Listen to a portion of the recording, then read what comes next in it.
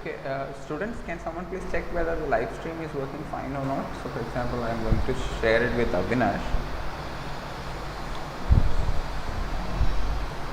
And in the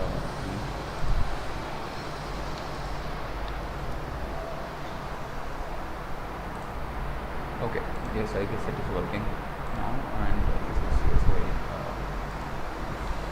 Yes, sir, it's okay. Yeah.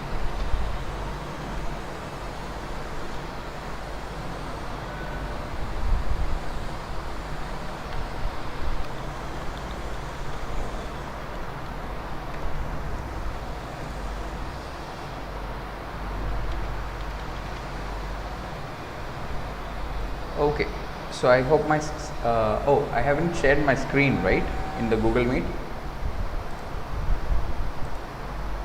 Share my Yes, sir, Vivek, sure. Okay, I hope you are able to see my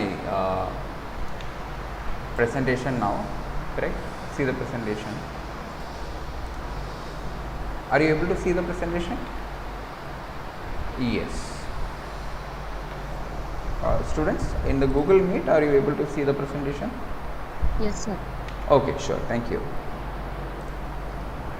Okay, so last week we were discussing about JavaScript, and though I wanted to start with PHP, I thought we will get started with the client-side scripting.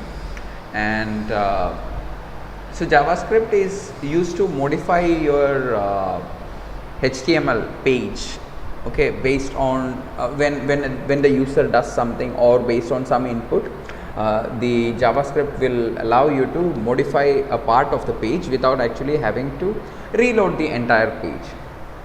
Okay, so what is the advantage with this? The advantage is that you will be able to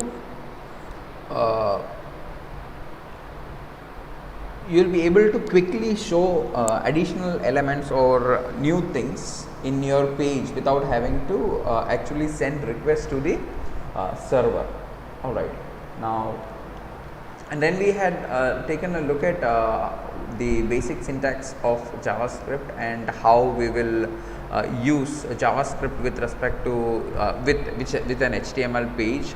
Okay, so this is an external JavaScript, and just like how we have looked in CSS, this one also has different ways of writing the JavaScript. So you can actually write it in your HTML header itself if you want, but otherwise the good way would be to put it as a separate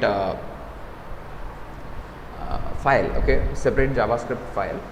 Now we have seen that there are different data types, and we have seen that the different data types are number, boolean, string, array, object, functions, null and undefined. And there is no difference between the number like integer and floating point, and okay, such kind of thing. And then we also discussed that this is a loosely, in JavaScript it's loosely typed, meaning that you don't have to declare the variable before it is being used. Okay, so you just assign the value to that particular variable, and then you use it. Okay, so you don't have to specify the type of the data type. And then we looked at the precedence of the operators, the number type, and then we also looked at how the JavaScript will deal with strings. And also another thing was about addition and other things that we have seen. So for example, yeah, this is a string, and then this was where we looked at addition, etc. So for example, when you are trying to add two type of elements, two type of data types using the plus operator, okay, using the addition operator. Say for example, in this var s1 is equal to single quote, empty string plus count, okay, and count is having the value 10. Okay, so that count gets typecasted it into a string. Okay, so the 10 becomes a string, so and it finally becomes a string. Okay, and you can also do the parsing. So there is an example of parse int, and then you can also add between integer or a number and a string.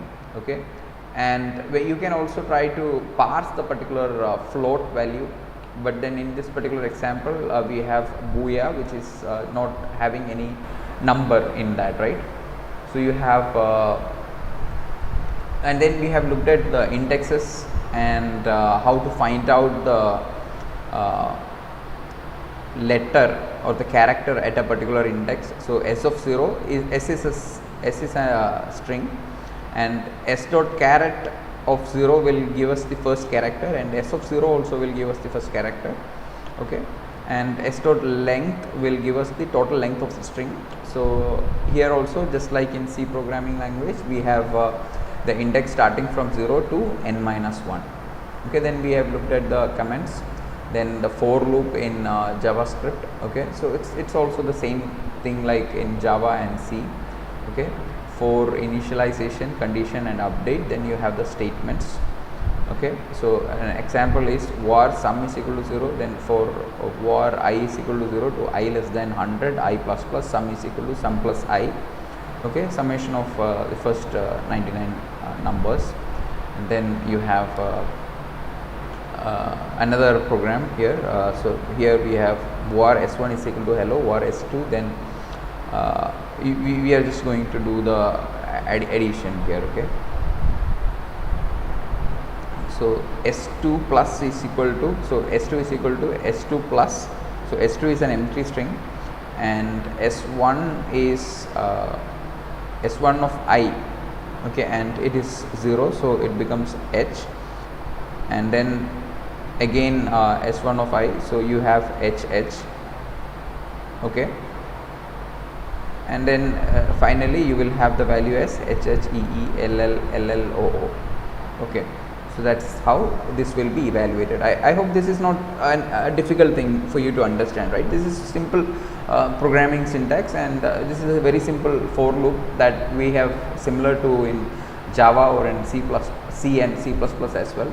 Okay, so you have the initialization, condition and the update, so which means that finally with this you will be able to find out that S2 will have the value HHEELLLOO. So first it will have S2 is equal to S2 plus S1I plus S1I, and S1I is at the first S1 of 0, so which will be H. So empty string plus H will give you HH. So S2 will have the value HH right now, and then in the next iteration you will have HH plus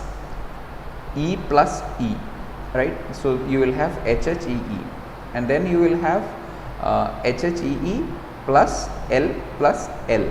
Okay, so this is how it is done, and you have I less than s dot length.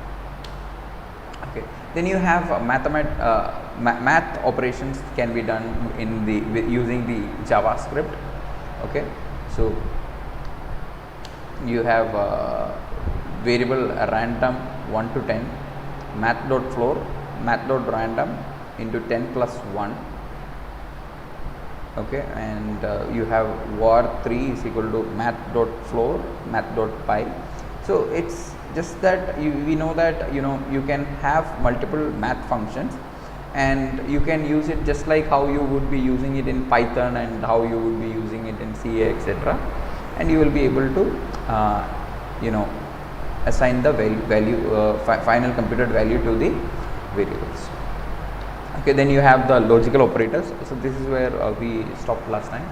So you have the logical operators, relational, logical, equality, and then this is to check for the type also. So if you remember 3 equals and not equal to, so not equal to, which means the 2 equals, it will finally get us the whether the type is also the same. Okay, so here, right, 5.0 equal to 5 will so where I am hovering my mouse, the third in the equal to. Okay, so first is 5 less than 7, then next is 42 equal to 42.0, next is 5.0 equal to 5.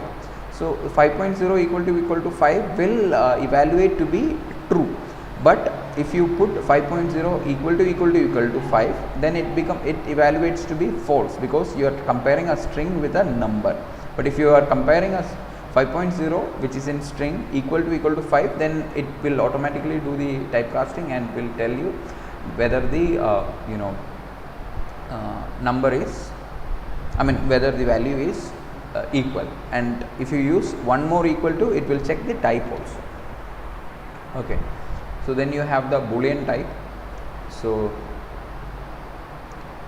you have in this particular example for the JavaScript, you have var I like JS equal to true. So you are assigning I like JS a value true. Okay, so boolean is true or false, right? So boolean means you have two values, either it is true or either it is false. Okay, and then you can have var is equal to IE is good. Okay, IE 6 is greater than 0. So here, right, you are going to assign a value to the variable IE is good. Okay, and for assigning that variable value to the variable, you are actually doing a condition check. Okay, not a condition check, but you are assigning a value from computing this particular IE 6 greater than 0, which will evaluate to be false. So this false will be assigned to IE is good. Okay, and then if webdev is great, so this will evaluate to be true, because it is not a null string, right? So if it is a null string, then it could have evaluated to false. So if webdev is great, which if it can evaluate to true, and if 0, right, if you give the value 0, then it will evaluate to be false. So understand that in boolean it is either a null, false or 0, or some value which is valid. Okay, so false is usually 0, 0.0, not a number, empty string, null and undefined. So those are all the false boolean values. So if you are going to compare if 0, if 0.0, right, so which means that it will evaluate to be false, and truth is any other value other than 0, 0.0, nan, double quote, which is empty string, null and undefined. So anything else other than these values are true values. Okay, now converting a value into a boolean explicitly. So if you have any value and you want to convert it into a boolean, right,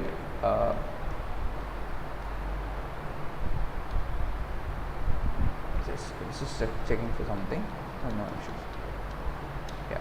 So when you want to when you have a value and you want to convert it into the boolean data type, then what you will do is var bool value is equal to boolean of whatever the other variable or other value is, or you can use not other value, and then it will be assigned the boolean value.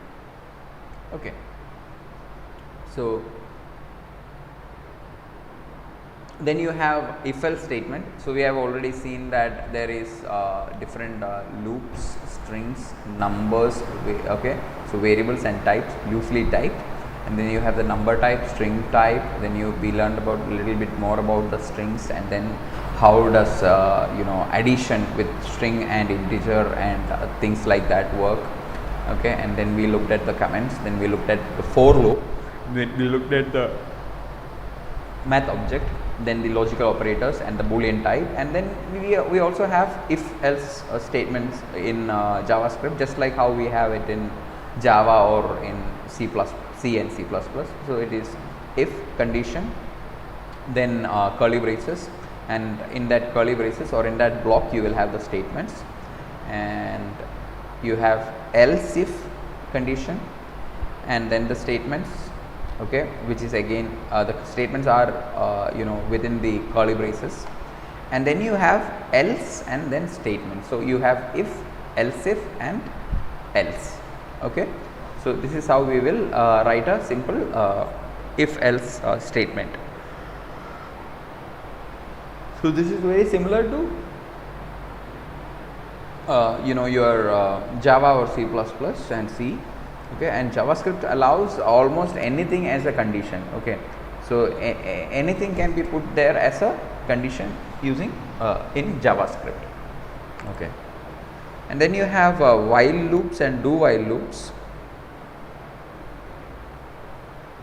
Okay, so you have while loops and do while loops in JavaScript, and it is the same thing like what we have learned in C programming language or anything. So I'm not going to explain what is the difference between a while loop and a do while loop, but the only syntactical difference is very similar to your C language. Okay, so you have while, then in the parenthesis you have condition, and then in the within the curly braces you have the statements. So this will be executed until the condition is evaluated to be true. Okay, then you have do while statement. So again, just like how we have seen in C language, do while loop means that it will execute at least once, and so it is do, then you have in the curly braces you have the statements. Just a minute, please.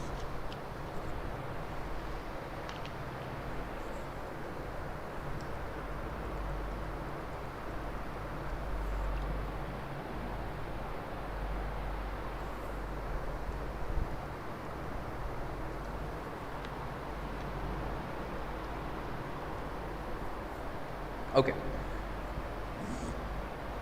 so we can also use the statements like break and continue.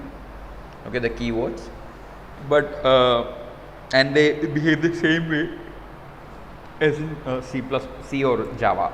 Okay, and then you have arrays.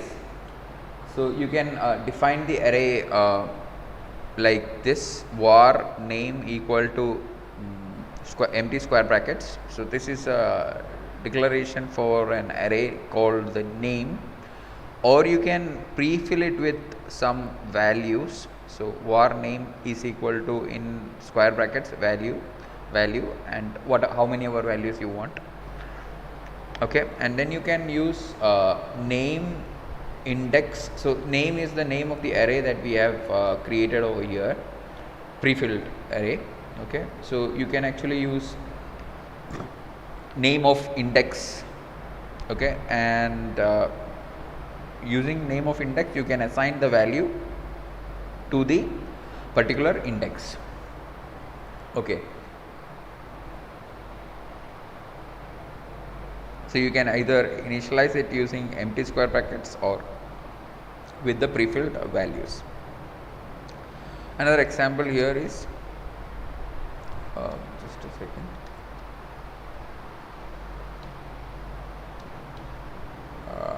I think this one over here is a mistake. It's not a PHP thing. It's a JavaScript. Okay.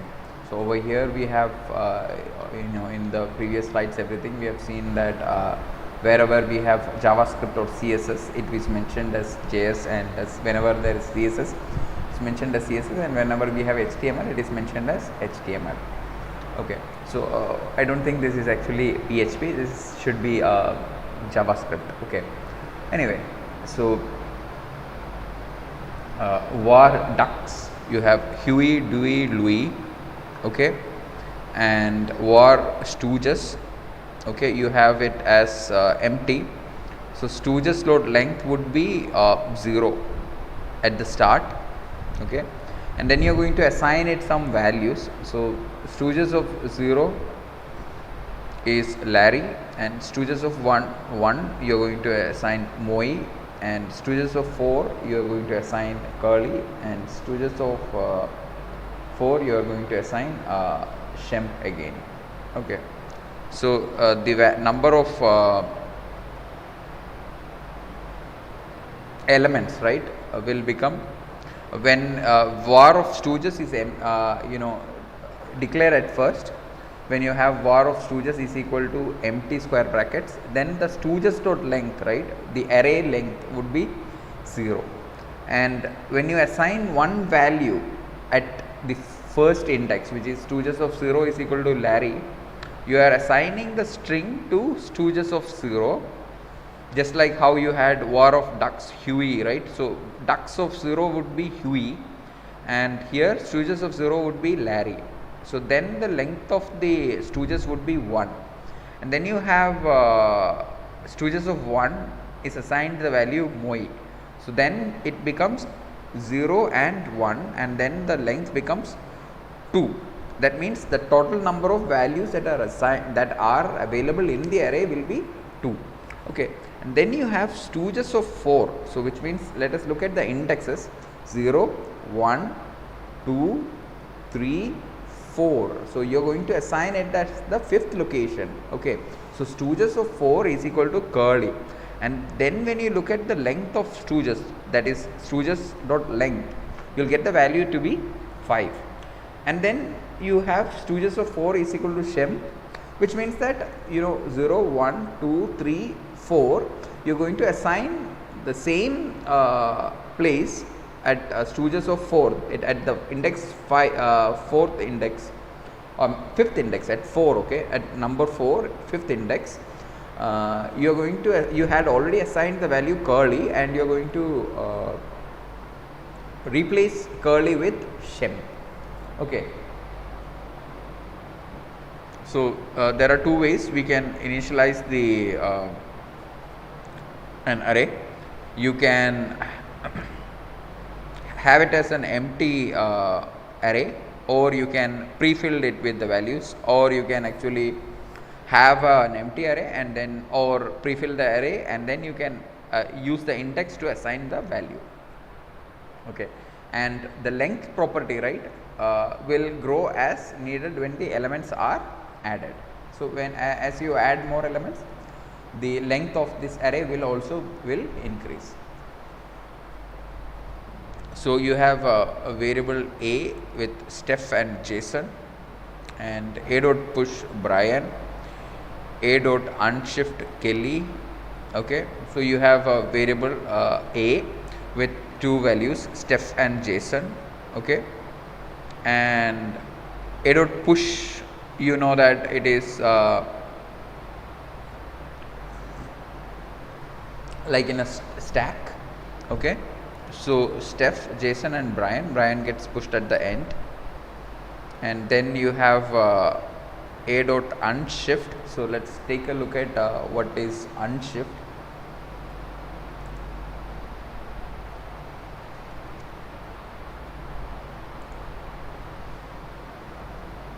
Copy link address and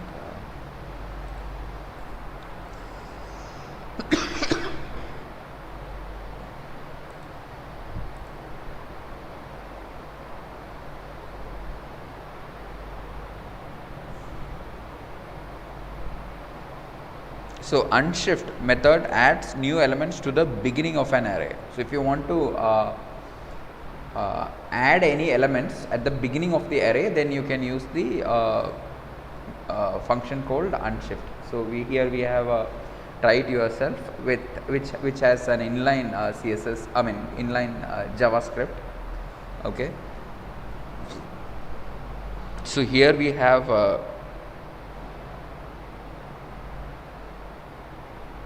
JavaScript.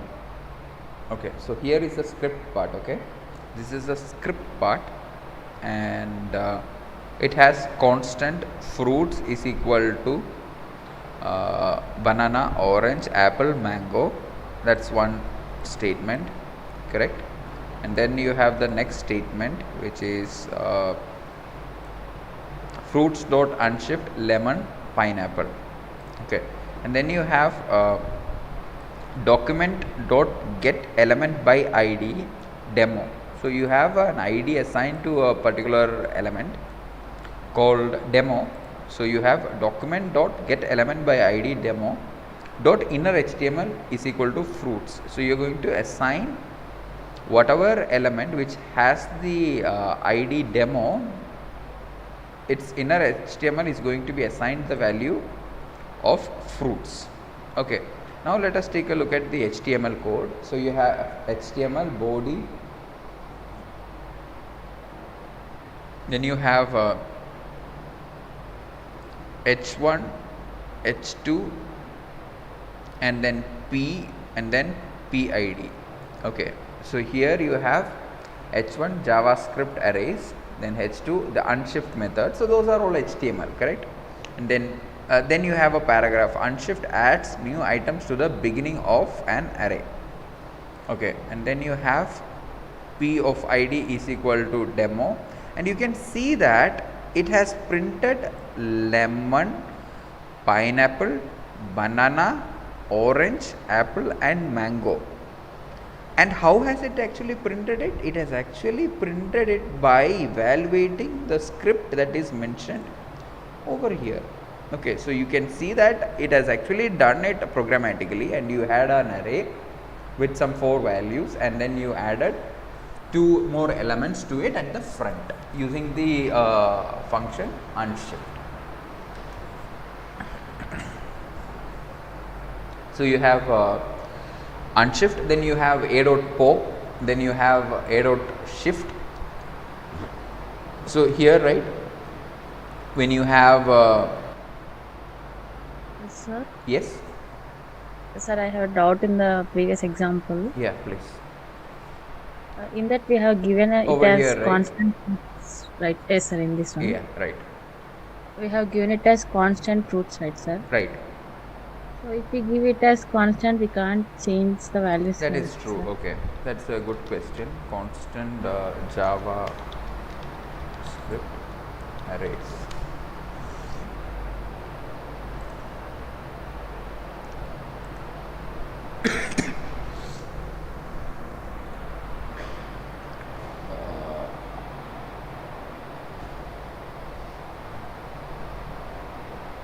So you cannot reassign it, okay, and arrays are not constant. So the keyword constant is a little misleading, and it does not define a constant array. It defines a constant reference to an array. Okay, so because of this we can still change the elements in a constant array.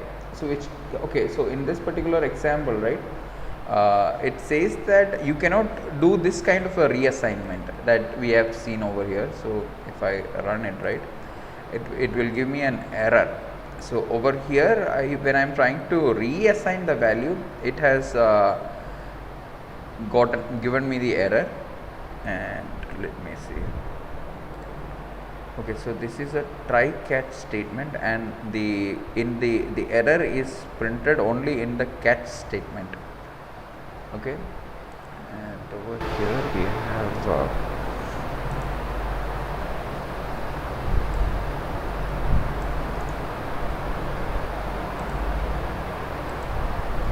can I put it this way and run it?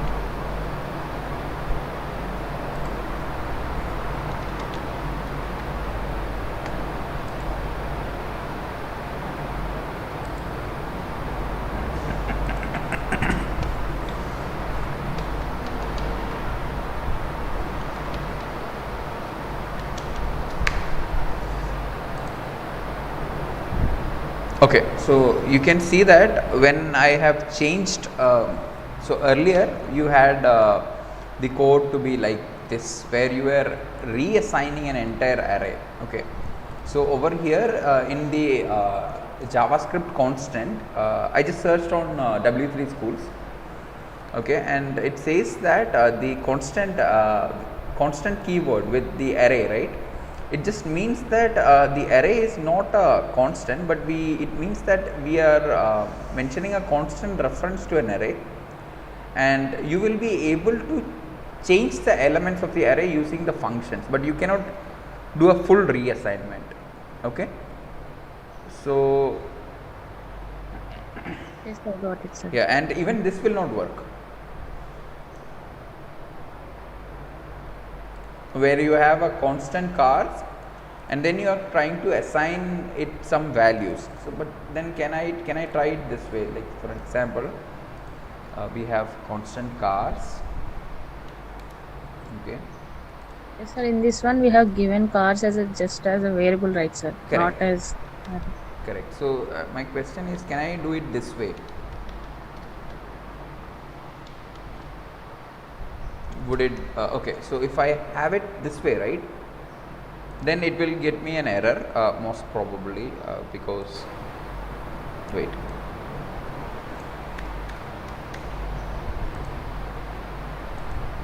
okay, there is no error in this one, okay, but I cannot do a complete assignment.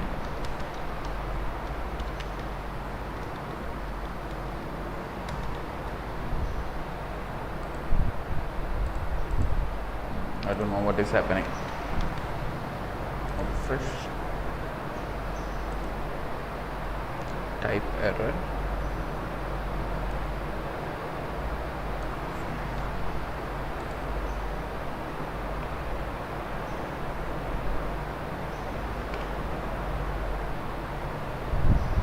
Is it still loading? Yeah, it is still loading, I guess. Students, am I still connected to the internet? yes, sir. We can see the screen. Okay, okay. Okay, anyway, so that was regarding the constant keyword.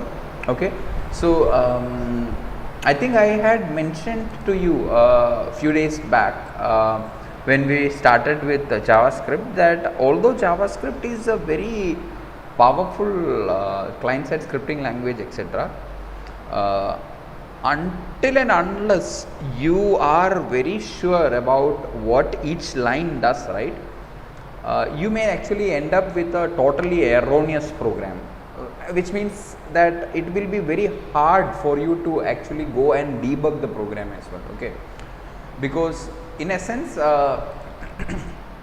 this one works very different than the way we use other programming languages, okay. So let's take a look at shift. Okay, so we have a dot pop, then we have a dot shift, okay.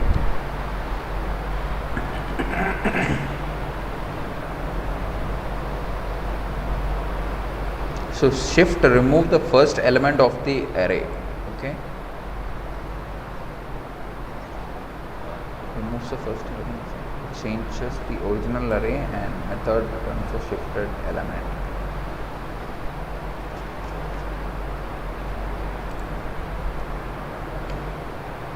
So we have banana, orange, okay, and then can I try, what will be the value of fruits after I do the fruits dot shift?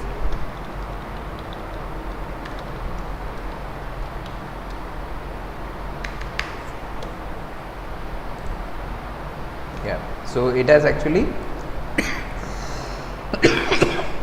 taken out the first element, okay.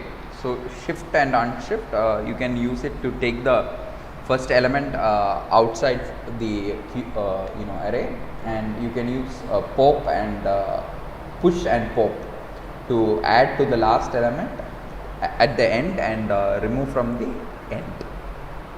Then you have a dot sort, which is just a simple sorting, okay. So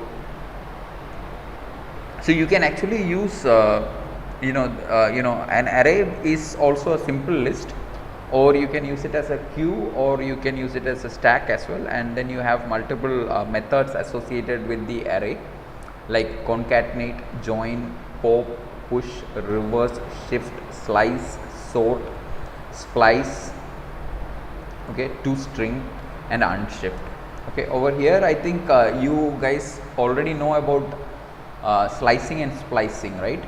So where you are going to take parts of the array, or you can actually take so let's take a look at slice and splice.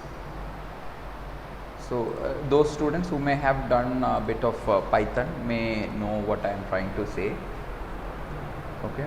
So here, right, here this is an example of slice.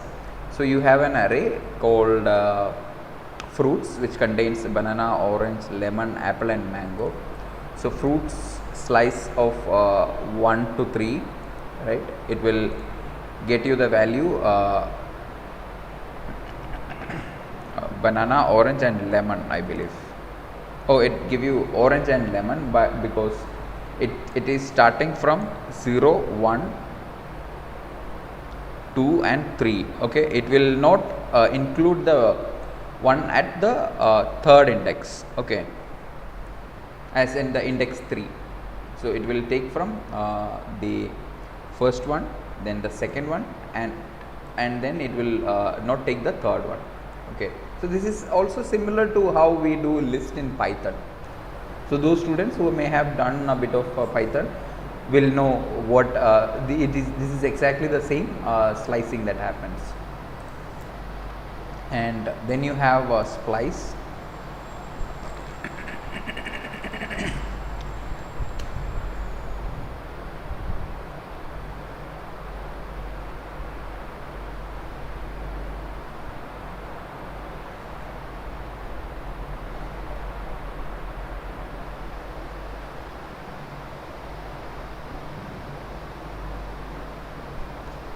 Okay, so the splicing, let's just take a look at what it does.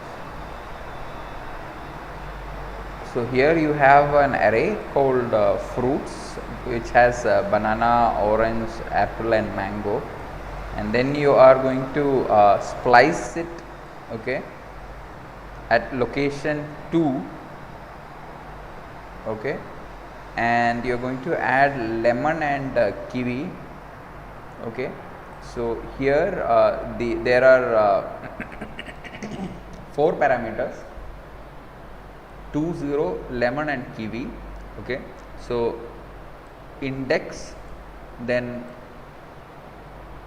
how many number of elements do you want to remove it, okay. So this is an optional number, and then you have the number of items that you want to add. So at what index do you want to add the elements, and do you want to remove any elements from the existing array?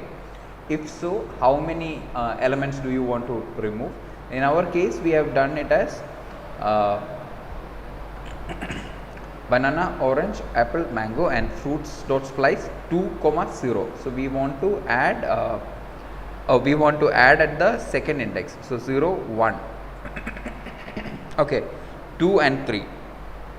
So you want to add at the second index, you do not want to remove any elements.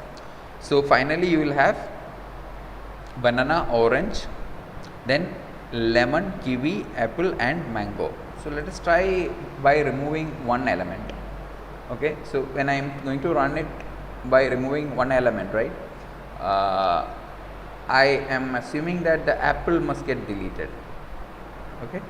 So the apple got deleted at this with this particular thing, right?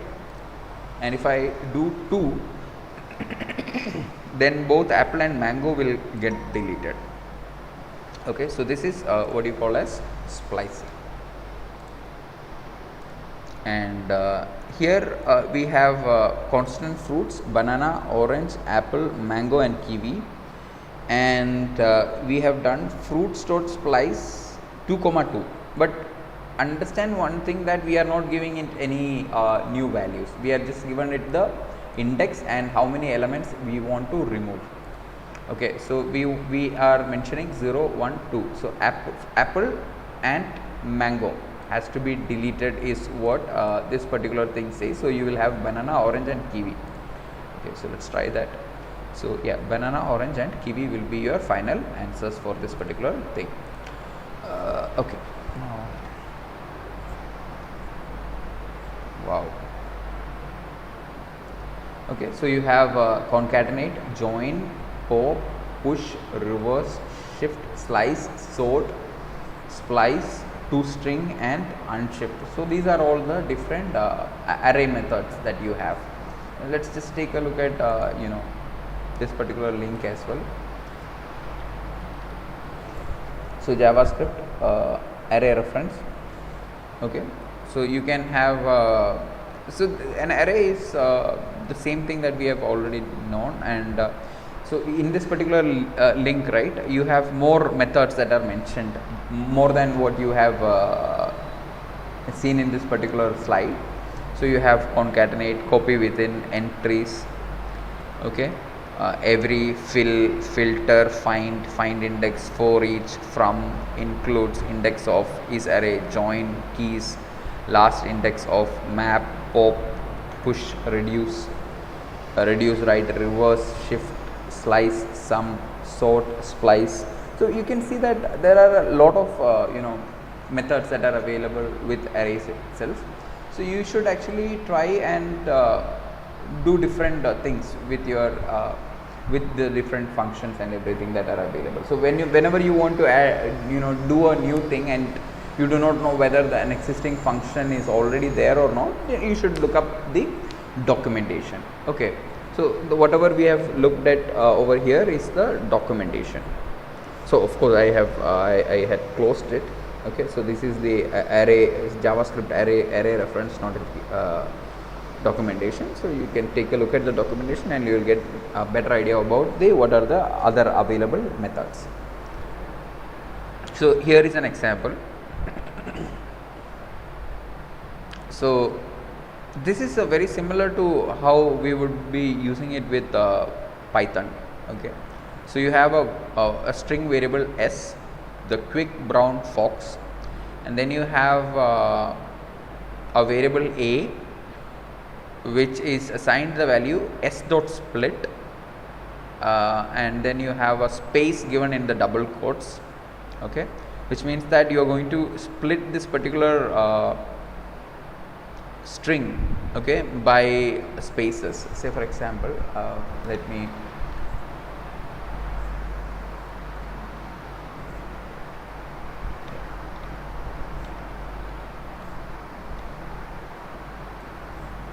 okay, so if I type IPython 3,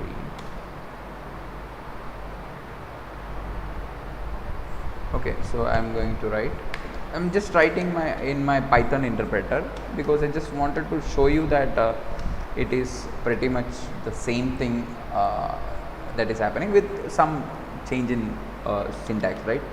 The quick brown fox. Okay, here you have s. So s is this s dot split. Okay, and then you assign it to the value a, and then you print a. So this is what a is. Okay, and this is what s is. So same way, so you have a string s, the quick brown fox, and then you have a is equal to s dot split with the with the space, and then you do an a dot reverse. Okay, so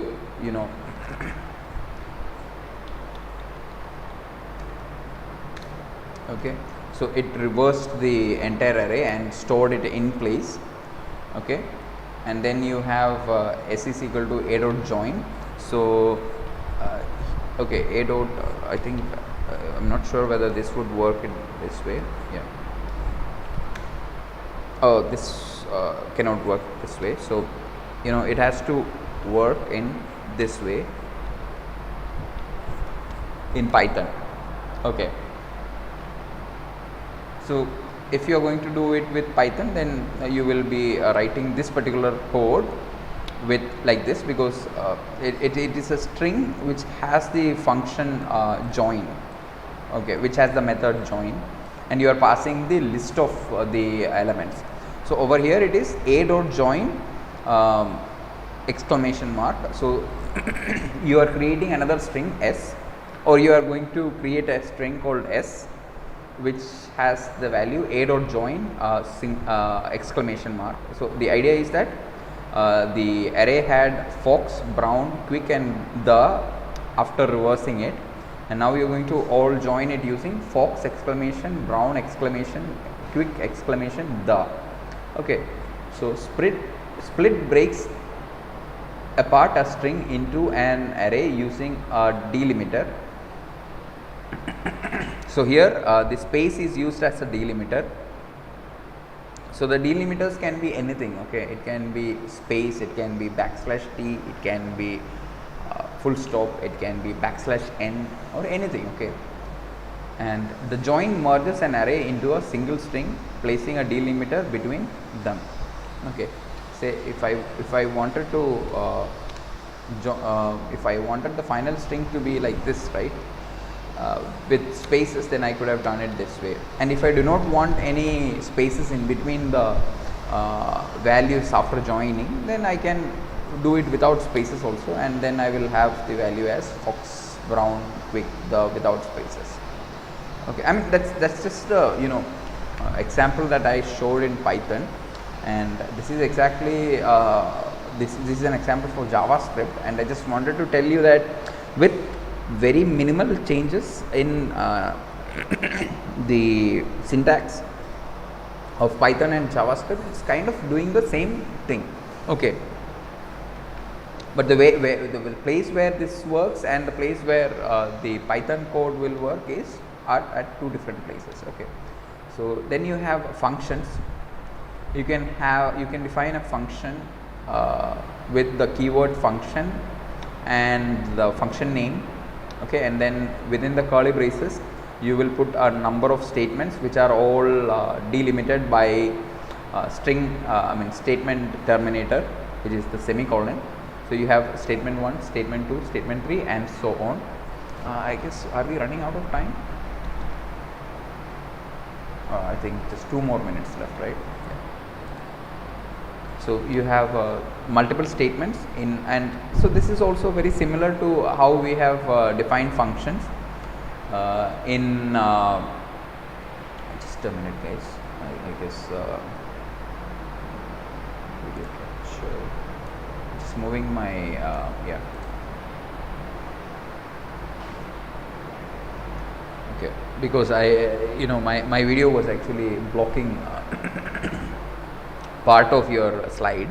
Just move the video above so that okay. So you have a function and the name, so function keyword and the name of the function within parenthesis, and then you have the braces within which you have the number of statements. So here we have a function called my function, okay. Its function name is my function, okay, and function my function, and in single parenthesis, and when then in the braces you have alert hello, alert how are you. So the above could be the contents of the example.js linked to our HTML page. Statements placed into functions can be evaluated in response to user events, okay. So when you have some statements like this in a function, right, then you can actually evaluate it based on a response to a user event. So what do you mean by evaluate it based on a response to the user events? So meaning that when remember the first JavaScript class where we had to click at a particular place.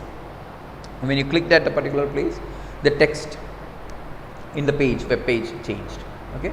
So that is exactly what we mean by in response to a user event, meaning that I use my mouse pointer, okay, I use my mouse pointer to point to a particular place and click on that particular thing.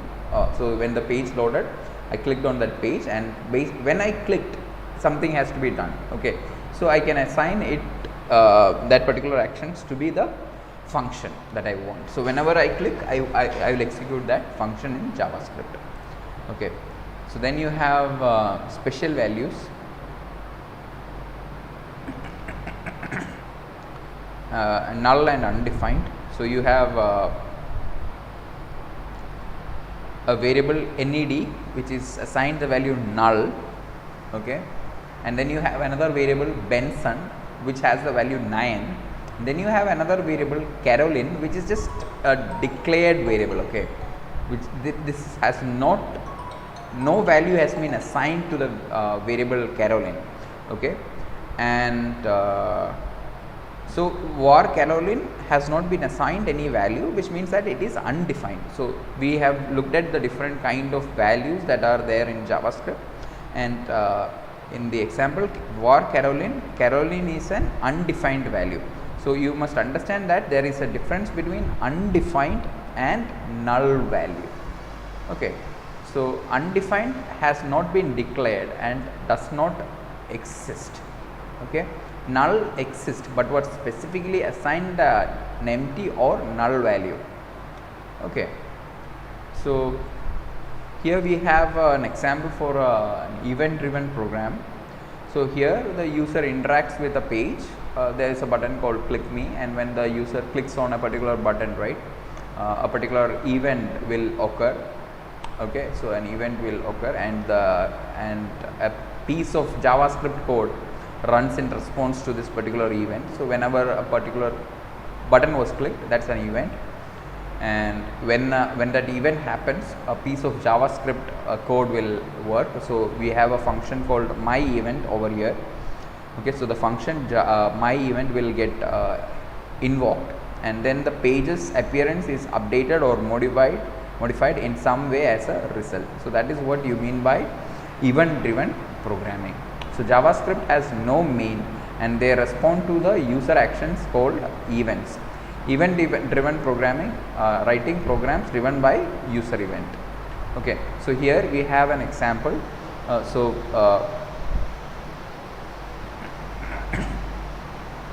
So you have an element with the attributes on function, on click you will call the function. Okay, and there is a division with on click is equal to my function, and whenever you click on that particular button, the function my function will get executed. So JavaScript functions can be set as event handlers. When you interact with an element, the function will execute. On click is just one of the many HTML attributes we will use. So let's take a look at what are the other attributes that could be there. I think after this we will stop the class. Okay, so that is not available, so you need to run the search separately. Okay, so event handlers, and you have here is an example for a button on click my function. You will so whenever there is a button called click me, and when you click on that, the function my function will get executed. And this is another example for a document ID, how we will change it. So let us take a look at that in the next class. Okay, so that's it, guys. Window capture, video capture. Yeah. So let's continue from that tomorrow onwards. Do you have any doubts for the things that we have covered so far? Only one was regarding the constant when we used it with arrays, correct? So I request you to go through the slides and also read up more about JavaScript for each of the functions, and also try out JavaScript. Okay, that is very important. If you do not try it out, then you will not be learning. Okay, you are just listening to the lectures. That is not enough. Okay, that's it, guys. So I'll stop the streaming, and I'll